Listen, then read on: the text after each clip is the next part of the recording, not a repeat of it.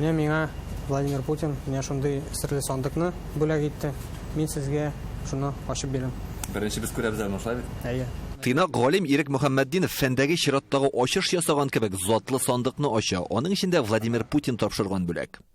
Монда минем диплом бар, монда минем удостоверение, менә шундый Таныклык буймы? таныклык, әйе, менә шундый значок бирделәр миңа. Кремльдәге тантана монда фән көне уңайыннан океанолог, химик техникларны бүләкләделәр. Рассчитываю, что и вы, ваши сверстники, все поколения молодых российских ученых будете действовать смело, дерзновенно, где-то, может быть, дерзко и решительно.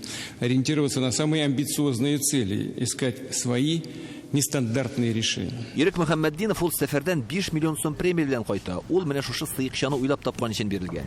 Фәнни телдә ул катализатор дип атала. Аны ясау өчен 4 ел лабораториядә эшләргә туры килгән.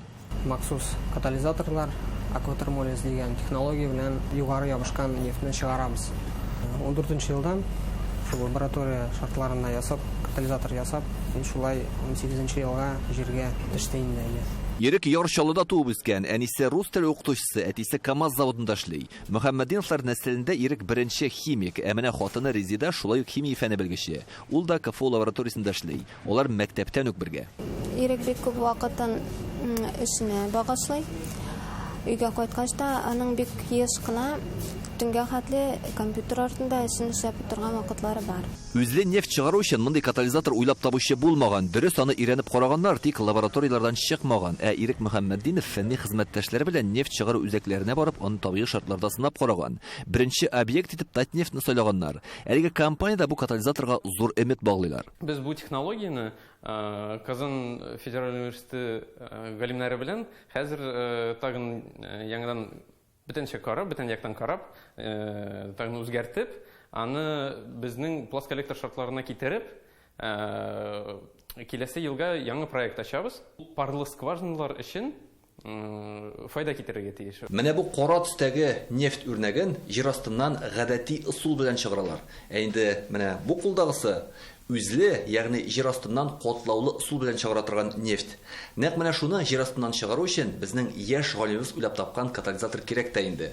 Шул сыйкчы ярдәмендә нефтьне җир өстенә чыгару гына түгел, хәтта җир астында ук өлешчә эшкәртергә дә мөмкин. Катализаторларга ихтияҗ булачак ди КФУ профессоры Данис Нургалиев, чөнки Татарстанда үзе нефть ятмалары гаять күп. Галим әйтүенчә, химиядагы бу ачыш фантазиягә тиң.